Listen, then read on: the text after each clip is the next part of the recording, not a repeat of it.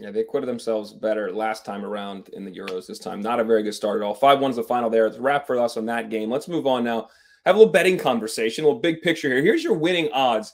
England was the favorite, and then France became the co-favorite as of yesterday per ESPN Bet. Germany in there at third favorite at plus 500. Portugal plus 650. Spain 750. Then you've got a couple, Belgium, Italy, and others at plus 1,500. So 15-1 on your money. I know you're not necessarily a betting man, LME, but if you were laying a few shekels, where would you be apt to put them for value, or you just think one of the favorites can take it? Now, yeah, you got to forget England and France, because obviously, like, as you know, the expert, you're not getting much out of your buck there if you try and go there. I think Spain is somebody that I think the betting gods are being very kind to everybody, because I think Spain are way better than people think, just because historically speaking, we're talking about a team who are possession-centric. They love to control the game, but they don't have that killer instinct, hence what happened at the World Cup when they lost to Morocco. And they haven't won, the last time they won was the World Cup and the Euros way back more than, a decade ago. So there are issues there. But here's the thing about Spain now, everybody. They now have a more dynamic, more diverse offensive options now. Nico Williams, Lamine Yamal, and even though Gavi's injured, this is a very, very good team. And I think that people are underlooking at what they can do. Of course, they have a tough group, but I think at this point, everybody does. And it's about making sure that they diversify in what they want to do against each opponent and have that killer instinct. Alvaro Morata remains a central striker, but now they have legitimate, young, energetic, confident young forwards like I mentioned, Jamal and Nico Williams and others as well. This is an interesting squad. So I would put a little bit more attention to what Spain can do in this tournament. You've seen Morata sometime with that Spanish jersey when he's not converting the chances that really he should. It starts to wear heavy on him, but like that injection of youth may help this team. We will dive further into that group.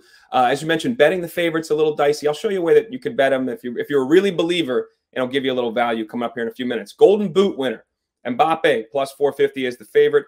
Harry Kane, Ronaldo plus 1,200, and then Lukaku in there, Romelu Lukaku plus 1,400. He's got almost 90 goals in a Belgium uniform. So he's had a weird career, and we thought a lot would come from his career with the Belgium jersey. They haven't won a ton, but he has scored a lot of goals. In terms of this thing, real quick before I get your thoughts, for people out there that do bet in this, always think of who is the penalty taker on each team. That is usually a huge factor in who actually ends up in the race for these things and wins these things. So Mbappe and Kane are the penalty kickers, Lukaku as well. So keep that in mind as you look through some of these guys. Where would you lay any money here? And it could be easily somebody off the board, as we've seen, Patrick Schick last time around. You never know what's going to happen.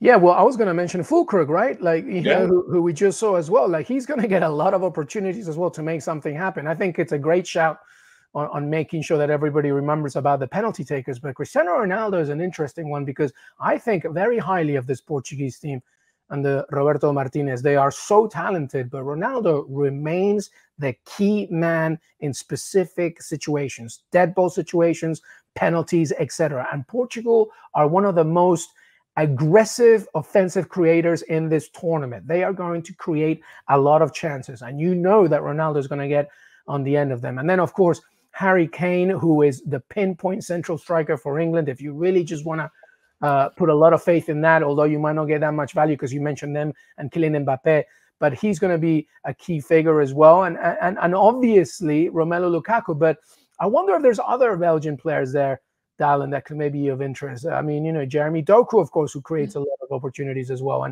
And you mentioned penalty takers and dead ball situation specialists. What about Kevin De Bruyne, who's probably facing his final Euro? So there's a lot of attention there, but pay attention to what Cristiano Ronaldo does with his Portuguese team. They're a force to be reckoned with, and he is the main central attack force despite his age, which is unbelievable. You got to give it to him. I am interested to see, because it seems like Martinez is going to play him and start him. I wonder if he actually is logging 90s and if he does start throughout the knockout round, because he's one of the few people on that list that is not like top of the team sheet striker. Like, he may have competition from Ramos. We'll see. Obviously that's happened in the World Cup. We'll see what happens here with a different manager and Martinez. I want to rip through a couple of the group plays that I like and some futures. You mentioned Hungary already. I like Hungary to finish top 2 in this group. We just saw Group A. Obviously, that's really them beating out Switzerland now. If we saw what happened to Scotland, good value there, plus 195. I feel like Croatia is completely forgot, guys. I feel you still have some of the old guard, but they have an inflection of young talent in there. Dalic's manager, they know how to do this. They are scared of nobody. They could win this group, and they're plus 450 to do that on ESPN Bet. But just to finish in the top 2, beating out Spain or Italy, plus 108. Group C, if you're going to bet the favorites, I like putting in the second team as well. So England in Group C with the second team in there, plus 280. Not Croatia. Sorry, we'll come back to who that is. And then Group Denmark, D, I guess you're looking at. No, it's not Denmark. I'm off. I'm not off the Danes. I was big on them last time. Is that Australia? Oh. I'm trying to find what we got here. Hold the phone. Hold the phone. We're coming through. England and Serbia. Thank you. Serbia finishing 1-2, plus 280. Group D, France and Austria, plus 375. So if you go 1-2, and Austria had to pull a little bit of an upset there as well over the Netherlands. That'll come up here in a second here. Now, we talked about before, ways to bet the favorite. If you believe in France a lot, like I do, and if you want to bet Mbappe to win the Golden Boot, a penalty taker, a guy that's been in this competition before and been in the end the leading scorer in these kind of competitions, plus 1,100. I don't love that play, but if you're going to do it, if you're going to bet France, I would throw that in there for the value because likely that he will be in that competition. For the championship, the weight I feel some value too. France 1, Portugal 2. A direct, you're doing the forecast first and second. You're not just picking the finalists, but who's going to win. 22-1 on your money. France beating Portugal. I just touched on them, LME.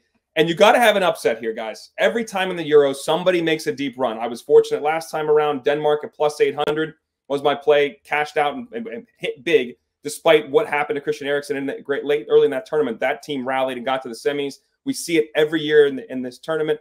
I think Austria can do it. I think if they get second in their group, they'll likely play Ukraine, and I think they can get – and if I'm really kind of isolating them in Portugal. If they could upset Portugal, that puts them in the semis. I like paths for both of those teams out of that bottom left quadrant, if you will, because we already know the bracket. So, folks, you've got to look at the bracket if you're playing futures and see where you think teams are going to be, and that's how you figure out your matchups. Your thoughts on any of those, LME? No, I love that. And just 2 points. One, if you're thinking so much about England and France, you have to remember that if they both win their groups, they're going to see each other before the final. So you really have to think about, what kind of team you think really are going to make this happen. That's why at this moment, I really am edging France over England. I love your Austria pick. I think that's a really, really smart one that people need to take. They are a totally different team under Ralf Rangnick. I want everybody to just look at their scores in the last 10 months. They are really delivering, and it would not surprise me at all if they went far in the knockout stages. They might shock a few people. I know it's a tough group, but they really can make it happen. The Austria one is a really good one to take in. I love it. They have an identity under Rangnick. They're going to play a certain way. They have some grizzled veterans. And I'm just not as sold with the Dutch. They've dominated teams they're supposed to beat, and they play a little better competition. Yeah, Frankie de Jong's absence too, that worries me a bit. Yeah. So